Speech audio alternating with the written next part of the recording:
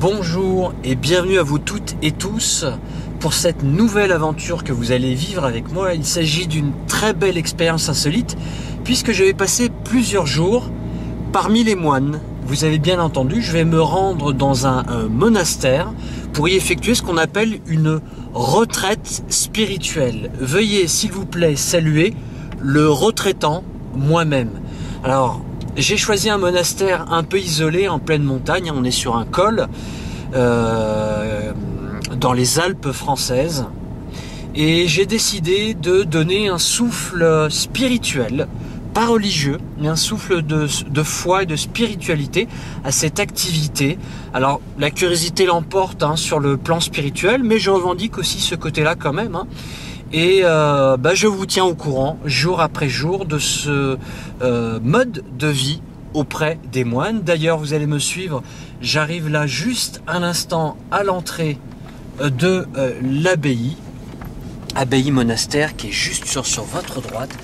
Regardez un petit peu l'entrée qui est magnifique.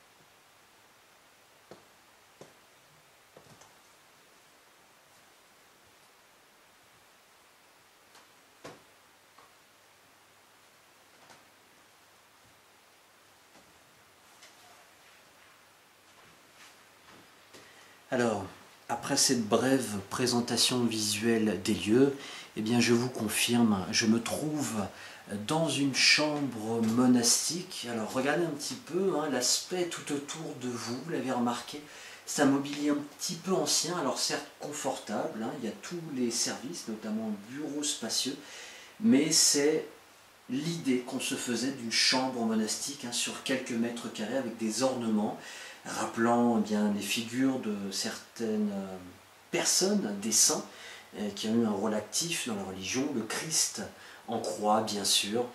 Et nous y sommes, cette vision fantasmée, mais bien réelle, de cette chambre monastique qui traverse le temps sans finalement vraiment changer de visage. Le voici tout autour de moi, on se croirait sans problème au début du XXe siècle, c'est assez extraordinaire. Et c'est l'une des nombreuses raisons pour lesquelles je suis venu ici, dans un lieu qui échappe un petit peu au temps. Alors, je confirme, vous allez me suivre puisque je suis là pour plusieurs jours. J'effectue ce qu'on appelle une sorte de retraite spirituelle, une vie parmi la communauté des moines. On va reparler un petit peu plus en détail, au sens propre du terme. Et donc vous aurez l'occasion de voir un petit peu comment se passe ce lieu. Alors je le dirais, je pense que cette impression va se confirmer, je l'espère. Vous allez voir, vous allez me suivre dans ce lieu hors du temps. Voilà, je vous dis à très bientôt.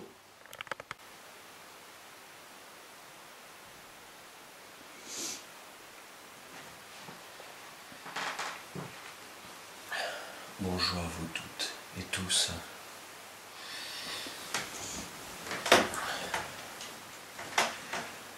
Nous sommes au deuxième jour de mon séjour ici au monastère. Il est pratiquement 4 heures du matin, à peu de choses près. Je me lève pour célébrer le premier office de la journée. Je dis de la journée, le terme plus correct serait le premier office de la nuit, puisque je vais célébrer avec les moines l'office des vigiles. Et les vigiles, eh bien c'est à heure fixe chaque jour, donc 4 heures du matin. Alors, c'est pas un audio préenregistré, c'est le chant véritable des moines.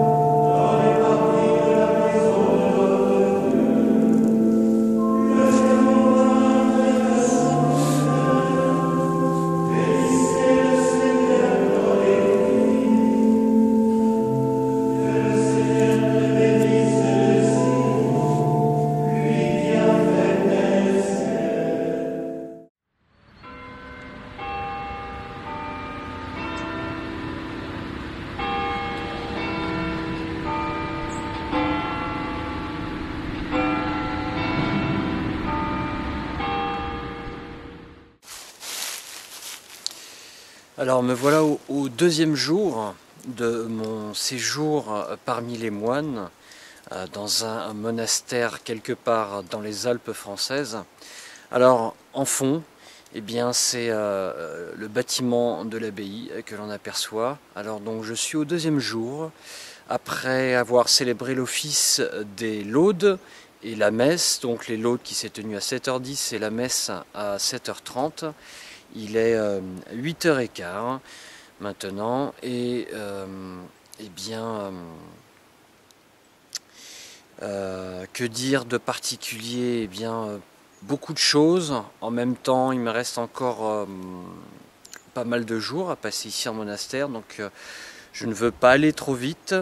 Bon, d'ores et déjà, il y a pas mal d'offices à célébrer tout au long de la journée dans la vie d'un moine, dans la vie d'un chrétien en général, chrétien pratiquant, mais en particulier pour les moines. C'est vraiment des journées qui sont ponctuées par des prières, des célébrations liturgiques, et des prières, et des prières, et des prières.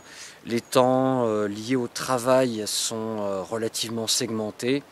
Les temps liés aux éventuels divertissements et loisirs sont là aussi très segmentés. Je ne dis pas qu'il n'y en a pas, mais je suis surpris peut-être pas tant que cela, mais je constate que les moines maintenant en 2017 ont un mode de vie qui est sans doute multiséculier, qui ne s'éloigne pas trop de la tradition monastique de leurs ancêtres. C'est l'une des raisons pour laquelle je suis venu, pour réaliser cette expérience insolite d'immersion parmi les moines, pour voir un petit peu ce rythme temporel différent de ce qu'on peut trouver en société moderne. Voilà, je reviendrai à nouveau vers la caméra pour livrer mes impressions, d'autres impressions. Je vous dis à bientôt.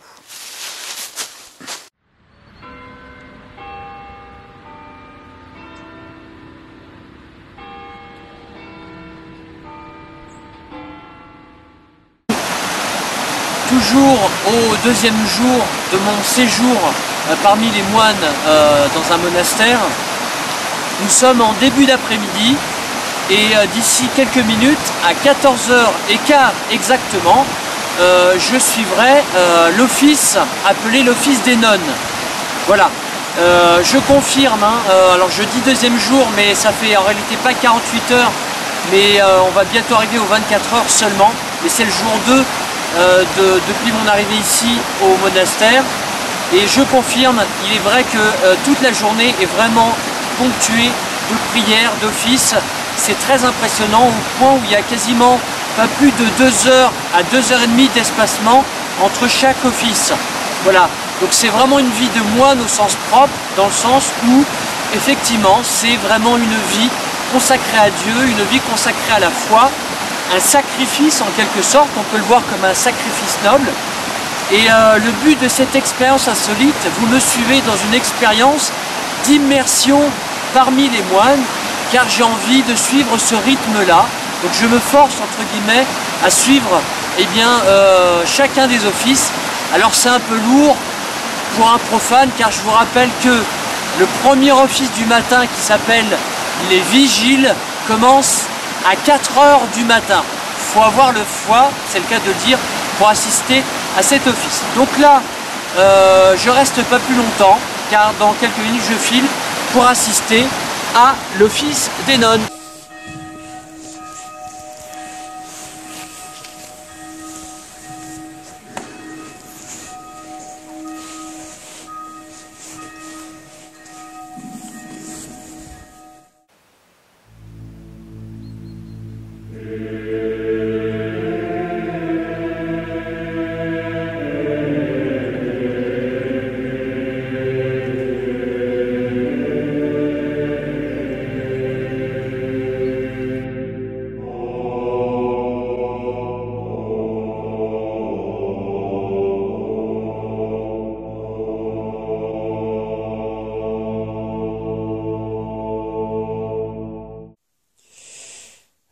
Bonjour à vous toutes et tous en ce jour 3 de mon séjour au monastère. Alors il est 5h15 du matin environ au moment où je vous parle. Je viens d'assister à l'office, la première office du matin, donc je le rappelle, l'office des vigiles, qui commence exactement à 4 h du matin. Les moines de l'abbaye, où je trouve en tout cas, sont très très ponctuels, donc 4 h pile. C'est l'office où les rangs dans les bancs sont les plus clairsemés, clairement. Il faut avoir le courage, il faut avoir la foi pour se lever, ce qui n'est pas forcément facile jour après jour, puis chacun fait comme il le sent. Je parle des retraitants. Les moines, eux, sont fidèles au poste, de manière quasiment infaillible, jour après jour, quelle que soit vraiment l'heure de la journée, fidèle au poste. Voilà, il y a vraiment une permanence religieuse qui est assurée, une permanence de prière, c'est assez impressionnant. C'est la raison pour laquelle je voulais vivre cette expérience-là. Voilà, donc ici on se situe, je vais en reparler, dans la bibliothèque du monastère, où les livres sont mis à disposition, voilà, pour les retraitants. Livres évidemment sur le thème religieux, bien sûr. Et moi je vais aller me coucher, tout simplement, voilà. Je parlerai peut-être de certains détails qui viendront au cours de la journée, notamment de la succession des offices, le nom des offices, et cette succession-là. Voilà, je vais me coucher, je vais essayer de ne pas faire trop de bruit quand même, parce qu'il y a quelques personnes qui dorment à côté, et je vous dis donc à tout à l'heure.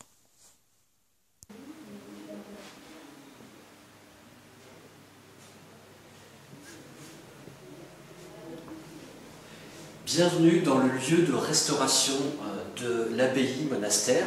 Alors les moines sont des hommes et des femmes comme nous, donc il faut bien se nourrir entre chaque office liturgique. Alors ici c'est agréable, c'est un lieu très très agréable et très convivial, puisque je vous livre les infos au fur et à mesure, mais évidemment j'ai discuté avec des retraitants, donc des gens comme moi qui partagent la vie des moines, et ces gens-là une certaine chaleur humaine qui se dégage, donc il y a une convivialité, malgré le fait que les repas se prennent en silence, car c'est la règle. Il y a quand même une musique de fond, et ce silence n'empêche paradoxalement pas vraiment cette chaleur, cette convivialité de se dégager autour d'un repas à table, comme quoi on peut manger en silence, sans qu'il y ait une ambiance froide qui s'en dégage. Ici, le tour de force, le pari, est réussi. Alors, je vous invite... Je le dis souvent ça, je vous invite à me suivre, vous l'avez remarqué, c'est ma phrase fétiche. Vous allez voir pourquoi je vous dis ça. Donc, après les repas pris en silence, il y a une autre pièce qui jouxte de celle-ci et qui est très logique, très cohérente. Vous avez la cuisine. Voilà. La cuisine où, alors c'est une des règles de la vie monastique, eh bien, on invite fortement les convives, les retraitants, à participer aux corvées ménagères. Je dis corvées, mais ça reste agréable. Hein. On est invité à participer à faire la vaisselle, à prendre les plats. Alors, cuisiner, ça dépend hein, de chaque monastère. Et vous avez donc tout autour de vous, bien ma foi, tout le nécessaire hein, pour tout le monde. Je peux même prendre, au cours de la journée, un café ou du thé chaud. D'ailleurs, si j'ai le temps, je vais me prendre un petit thé. Voilà.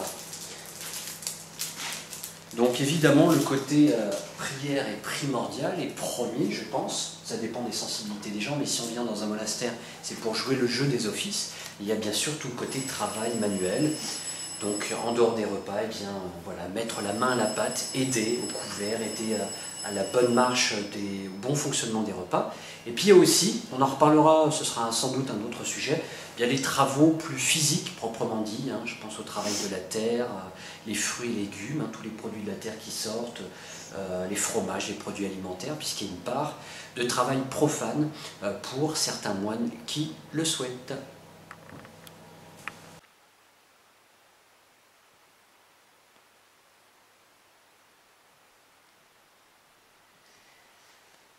Le moment le plus délicat pour moi, l'office le plus difficile physiquement et charnellement à assister, c'est l'office des laudes. À 7h10, vous avez bien entendu, pas l'office des vigiles à 4h du matin.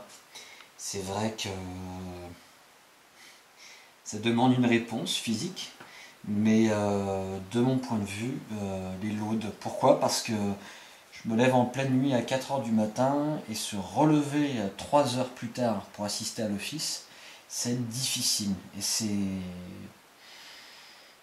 le vrai challenge pour moi, il est au moment paradoxalement de cet office-là, hein, suivi de la messe à 7h30. De toute façon, je lis l'un et l'autre. Voilà, et puis bah, sinon, entre deux, j'essaye de dormir, comme tout un chacun, évidemment, pour ne pas perdre le fil. D'ailleurs, je viens de terminer ma lecture pour ce soir. Je vous souhaite bonne nuit.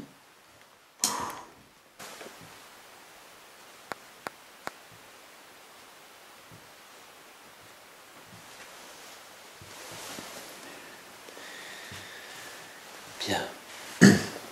Alors, me voici maintenant au jour 4 de mon séjour au monastère. Je vous parle juste après l'office des vigiles. Il est maintenant 5h15 du matin, car l'office dure 1 heure. Avec un temps de silence d'1 quart d'heure.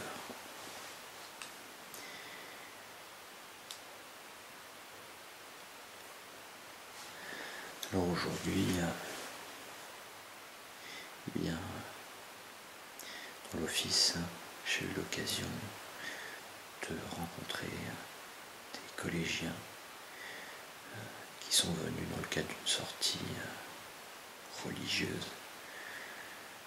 Voilà, des jeunes âgés de 13, 14, peut-être 15 ans, qui prouvent que des adolescents à cet âge peuvent être intéressés par la dynamique religieuse. Quant à moi, je retrouve les moines fidèles à leur poste, fidèles à la lecture, extrêmement bien organisés sur les protocoles pour actionner la cloche, pour se relier dans les lectures des textes sacrés.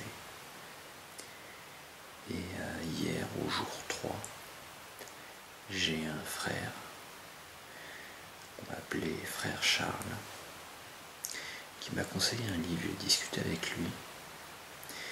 Ce livre, je vous le montre. Voilà, je ne sais pas si on voit l'endroit, mais c'est un livre d'Éloi Leclerc. Et le titre, donc, Sagesse d'un pauvre. Et bien, ça parle de l'itinéraire de Saint François d'Assise. Voilà.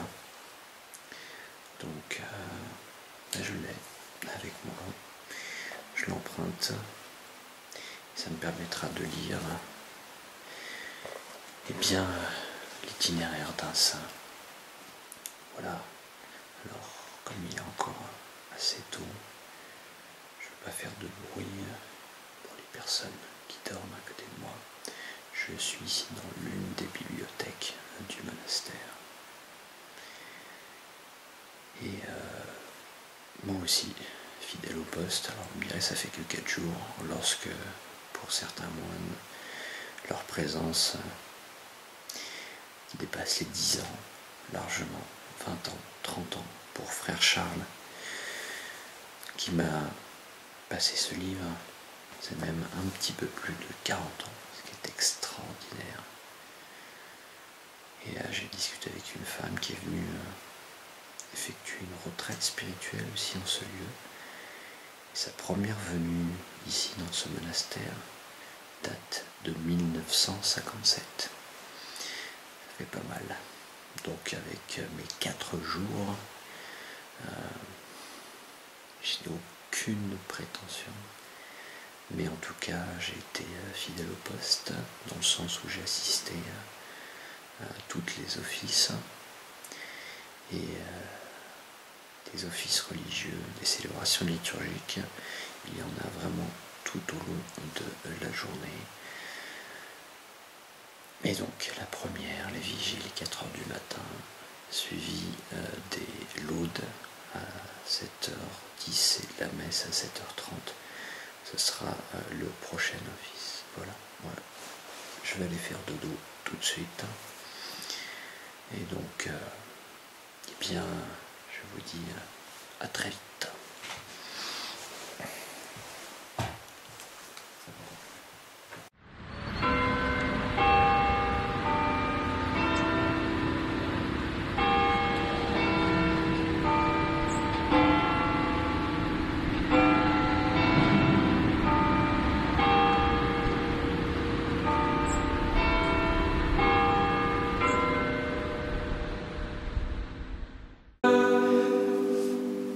Ce que vous entendez, c'est la messe dominicale.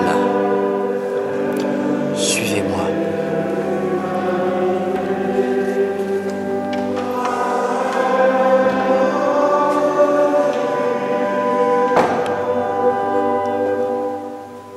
Tu prépares la table pour moi, devant mes ennemis. Tu répands le parfum sur ma tête, ma coupe est débordante.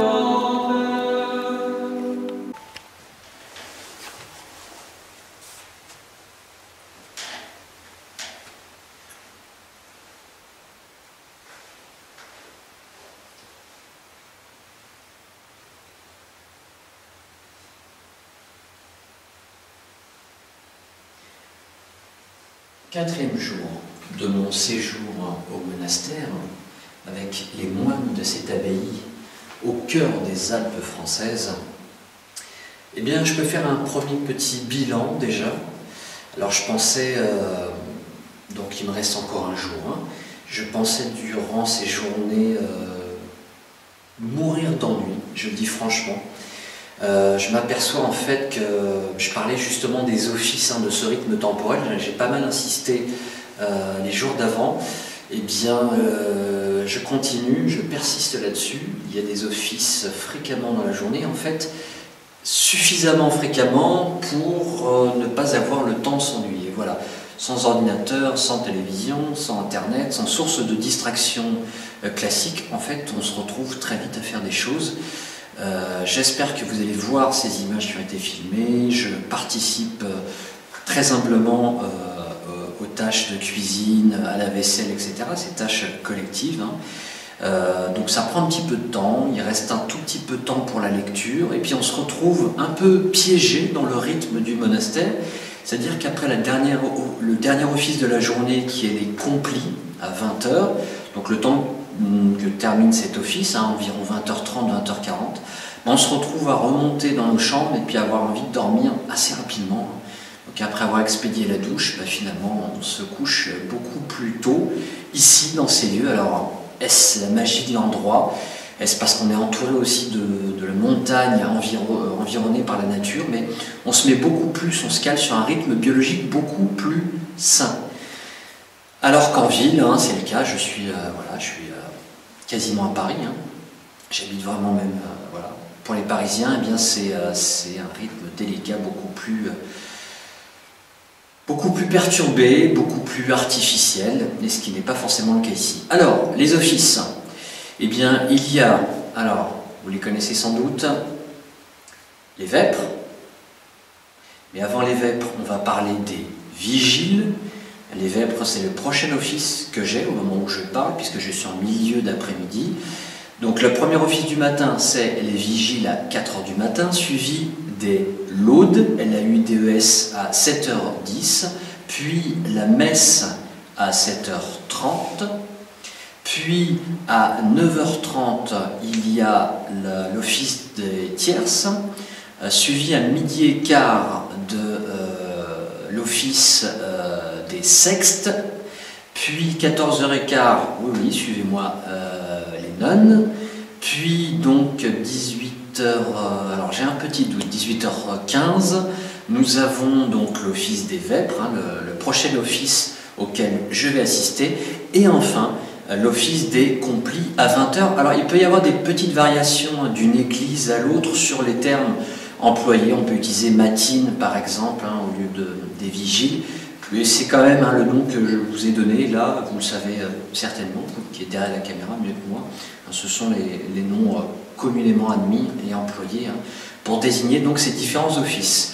Voilà, c'est assez contraignant, c'est assez lourd, dans le bon sens du terme, il faut être présent. Je voulais être présent ces 4 jours, j'étais bien présent aux offices. Ça laisse quand même un tout petit peu de temps pour le reste, hein, pour éventuellement faire, se balader, faire des sentiers de randonnée. Et maintenant, pour parler un petit peu de mon expérience, c'est une expérience un petit peu particulière, hein, c'est-à-dire cette immersion aux côtés des moines. Je le place, c'est le mot-clé de cette expérience insolite, je le place vraiment d'un point de vue temporel. Et oui, c'est un autre rythme de vie. Hein. Vous savez que la tradition monastique, de vie monastique, elle date de plus de 1000 ans déjà, donc c'est un petit peu l'âme de l'Europe.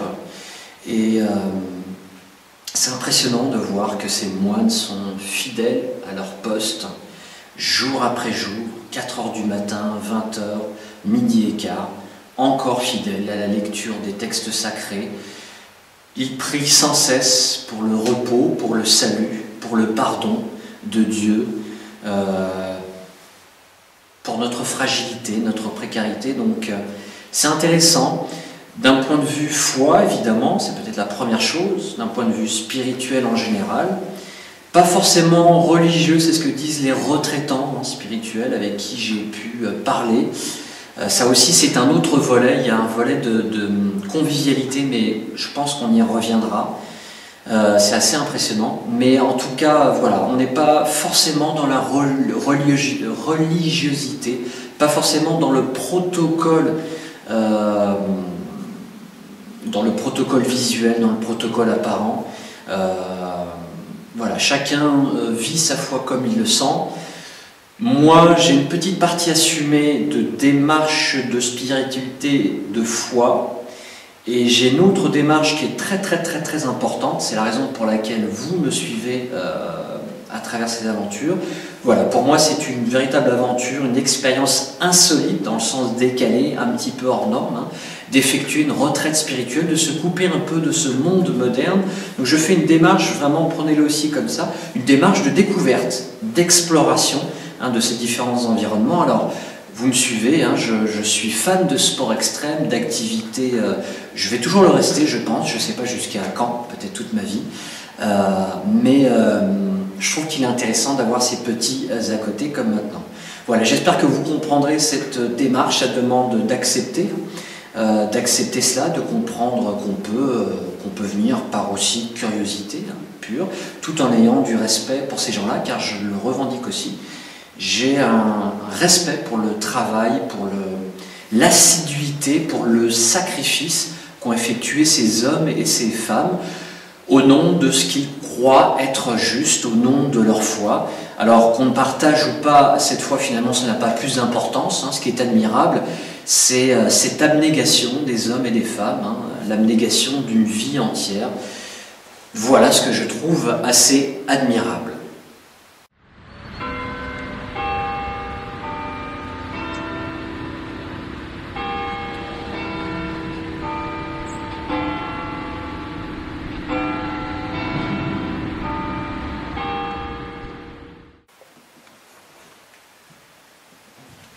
Bienvenue, chers fidèles, au parloir. Je vous en prie, prenez place.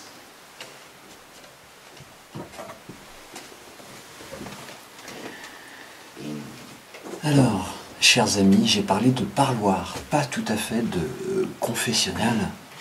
C'est un endroit où on peut se confesser, éventuellement, bien sûr, si besoin, mais c'est plus un lieu d'entretien avec un ecclésiastique. Le fidèle, le croyant ou non d'ailleurs, désireux d'en savoir un peu plus sur le fonctionnement de l'Église en général ou de la chrétienté, eh bien va s'asseoir à table et s'entretenir avec un ecclésiastique. Ça a été mon cas de manière involontaire.